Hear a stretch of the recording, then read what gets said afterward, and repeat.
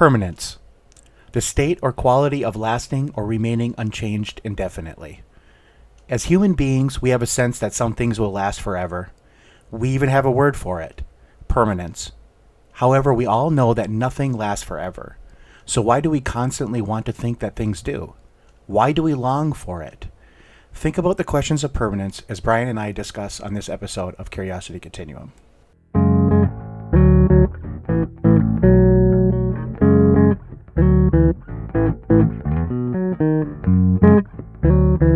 Thank you for joining us today on Curiosity Continuum. For those of you tuning in for the first time, Curiosity Continuum is a podcast and movement started by two lifelong friends who want to share conversations with you that explore, examine, and reframe common, practical topics that spark your curiosity, help you integrate information, and enhance your everyday contextual awareness in a constantly changing world.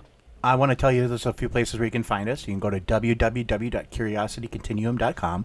From there, you can listen to us. You can find us on all of our socials, and you can find us on all of the podcast services and areas that we post: iTunes, Google Play, and Spotify. Today's episode is about permanence and kind of exploring the topic.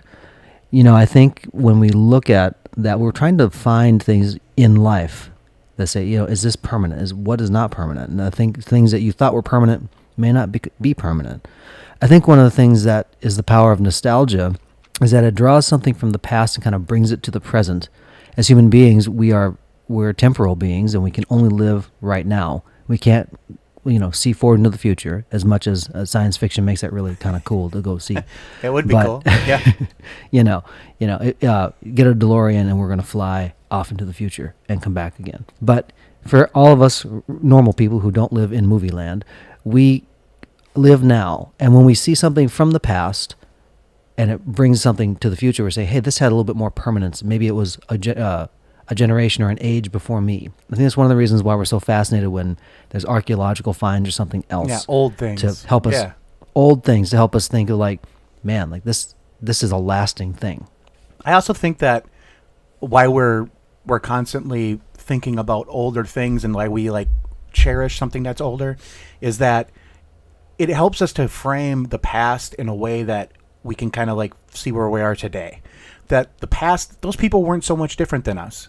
They may have, ceramic bowls. And if we were looking at way back, they're unearthing they had pots and, they cooked and they cleaned. And I'm sure they did similar stuff we do. They just didn't have all the technological advances that we have today. And I think that is the same thing over civilizations too, that weren't necessarily for us having grown up in the United States and think about other cultures and things like that. I mean, people had the same kinds of things. I have to believe that every middle school, person went through things going oh my gosh, these are things that, I don't know what to do with all these changes happening inside me. And that's happened since the dawn of humanity. So I don't think that that's anything that's going to go away anytime soon. When we think about ideas and the structure of societies, the ideas of those societies can live on, even if the society itself has passed away or kind of sunsetted into that point in history. These ideas, though, can live on. Not all ideas are created equal. And I think the thing about that is that those ideas that do have more permanence seem to kind of persist within culture and within human history itself. It's kind of the idea of the phoenix maybe rising again. Is this idea that was there? Is it completely gone? Should we just throw it away? Is it something we need to look at now? I think those are things that people are always constantly looking at again and again. Yes, I mean, people are looking at those again and again. It is the ideas of societies, even societies, for example, aren't permanent. I mean, look at the Roman Empire. They fell and went away, and the Greeks, how powerful they were, the Phoenicians. You keep going back in time and you see all these societies that they rise and they fall, but the ideas live on in some way, form. Idea of freedom or personal liberty or things like that. For example, how the United States was pretty much founded on these individual freedoms for us as individuals, but then as also as a group. And so we can see that through iteration, that things are being reiterated again and again, that those ideas are really permanent in a way that they are always in our collective consciousness. The expression may change a little bit, especially too, depending on if you live in a country and there's a different governmental system or the way that you are used to doing your life. There's the archetypal ideas, things like justice and truth, and those things have meaning because people look for that. Well, the sense of justice is like, well, why does this feel injustice? Because there's something in a human being that knows, like, this is an idea that is built into us that we want to understand. We want to feel like it is, like the world is just. Right. We want to feel that, like, or there's justice that will come when there's an unjust thing. But even understanding that's where people kind of back up and say, so why do I even have this sense of justice and injustice in the first place? Those are things where throughout societies, and you can look back now as human beings, say like, hey, here was maybe a civilization. This is where they were just. Here's where they were unjust. And I think that you're going to find similar themes in a lot of it, but I think you're also going to see like, well, this is how it expressed itself at the time. Yeah, so to get back to this kind of sense of, preservation of a society and the idea of permanence, that these structures and, books and the societies, obviously these aren't permanent, but their ideas are permanent. And I think that some people feel that through maybe procreation that you kind of have a sense of immortality in you. What do you think about that, Brian? I think for when I became a dad, I didn't as much think about prior being, because usually people have children in their younger years, despite biological constraints and things. I wasn't as thinking as much about legacy. I wasn't thinking as much about the world that my children would grow up in because I didn't have children. And sometimes you have those perceptions. But when I actually became a dad, and now that as my children are going through the ages they are, I think very differently about it. Not only just by the world they live in, but then, what is my contribution to that? Because if you really think about it, I can remember my grandparents. I have no memory of great-grandparents because none of them were around when I was old enough to remember, right. Or they may have passed off the earth before that. And my mom will show me the pictures of, and she'll say, oh, this was great-grandpa so-and-so, this is great-grandma whoever. And this is kind of who they were and what their life was like. And I have no context whatsoever about who they are. Yeah, I like the stories. I can appreciate it being tied to that. But I go, is my influence, is my impact on my children or on the generation only for 2 generations? And you really start to think about that. So if that's the case, I guess you go 2 different ways. One is, does my life matter in the first place? And you can navel gaze for a long time. Exactly. The answer is your life does matter. But the other thing is like, what are the things that we're doing right now that matter, that's going to actually persist and carry on? Because the one thing for sure for all of us is that none of us, as far as our life, is permanent. We are always constantly changing. It will end in death at some point for all of us. Right. And everybody, you always want it to be later. You always are thinking, look, later. Always later. You're always thinking, you know what? I'm going to do that tomorrow. I'm going to do that later. Or I'm going to make that impact next week. But really, I think that, and the real takeaway, I think, from this is, like Brian said, what are we doing in our lives on a daily basis, on a continual basis, that talks about, like, what are we doing to not just be remembered, but what are we doing to make a positive contribution to society? I've always said, it doesn't matter what you do in life, who you are, what job you do, but it matters if you make a positive contribution to those around you and the society in which you live in. And I really do believe that matters. It's definitely an attitude of giving rather than taking. Josh, you probably remember in growing up where I always liked skulls. Much to my mom's chagrin. Yep. She never liked the fact that I like skulls. I'm like, well, we all have a skull, Mom. And she's like, yeah, but not on the outside of our, Not on the outside of your body. It's on the inside, Keep that on the inside of your body, Brian. I actually at one point was thinking about being a neurosurgeon just because, I don't know, that was something that maybe had to do with a skull tangentially or something like that. I don't know. I do know I always loved the Goonies logo just because it always has a skull in it. But it was never a morbid thing for me. It wasn't something that I was like, ooh, death, this is awesome and wonderful. I never went there with it. But it was more like, I would look at it, and like you said, the skull is supposed to be on the inside of a person, not on the outside. So when you see that, there's like a reflection that happens. And only in my adult life did I learn the term, it's called memento mori. It basically is a Latin term that means that remember that you will die, but not in like the negative way of like, you're going to die right now. You know, it wasn't that. It's like, think about what you're doing today. Is this something that is actually going to, something that you want kind of in the arc of your life? You know, you don't know when your life is going to end, Right. but you do know that it will at some point. Are you doing those things now? I noticed when Josh, I know like you've had a friend recently where they, you had some friends that passed of cancer. You've had other friends who have been dealing with health issues, as I have too in my own life.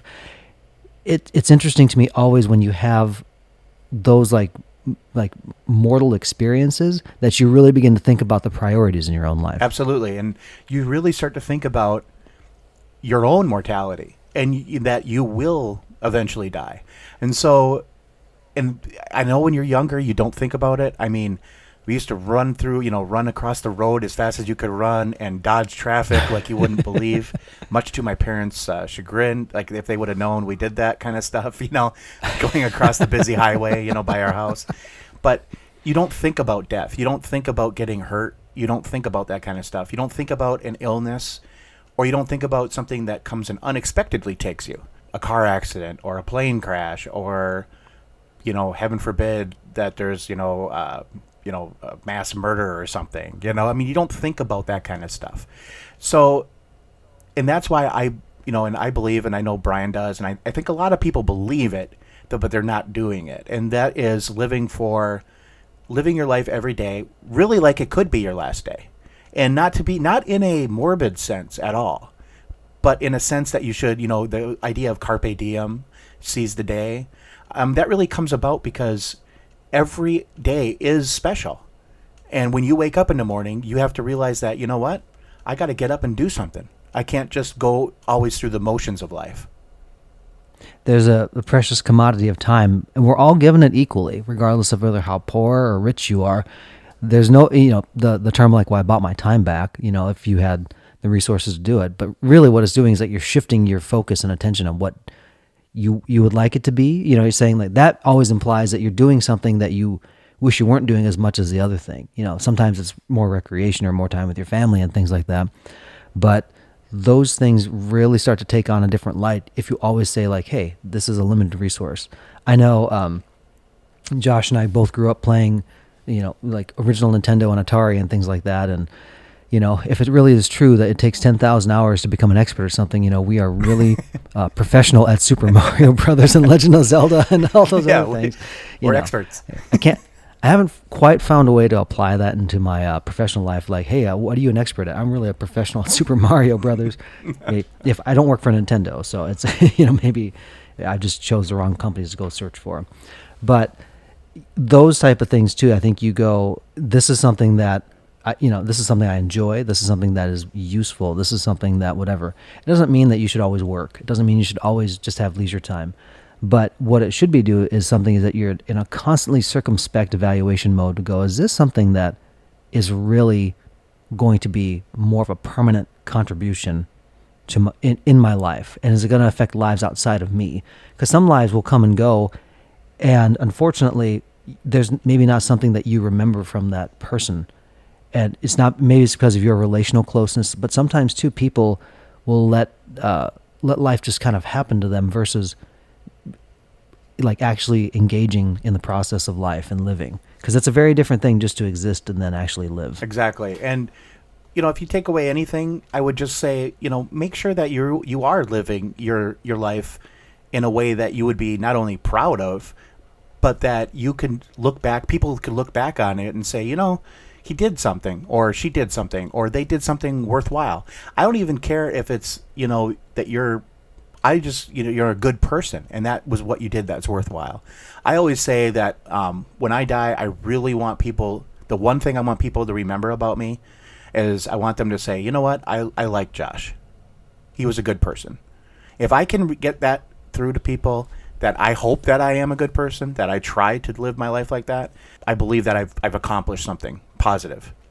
I think what that really touches on, Josh, is the fact that you as a person want to be remembered more than the things you did or the things that you said, because at the core of it, like there's a person that has moved through their life and their life has affected your life in a way. You know, I think there's a lot of different institutions and edifices and all the things around the world where it would stand as a testament to somebody, like what they accomplished, what a group of people accomplished. Those things sometimes are not the positive thing once you start to look at this is the type of person they were. And I think the biggest thing here is focusing on being the best person you can be. Just put a comma in the conversation and just kind of challenge people. What are some of the ways that you deal with your own mortality? I mean, do you are you thinking about it, or are you just kind of coasting through life, letting things happen, and you're reacting to everything? I think the other thing too to keep in mind is, living your best life doesn't mean that it shouldn't mean it only serves you the best. Right. It means that you have served people well, that you have loved people well. That's the measure of it. It's not who has the biggest pile of stuff at the end, because the stuff can't go with you when you die. But it's really more of the people that you have influenced and touched well. So until next time, I think this is a good place to sign off. This is Brian. And this is Josh. For Curiosity Continuum.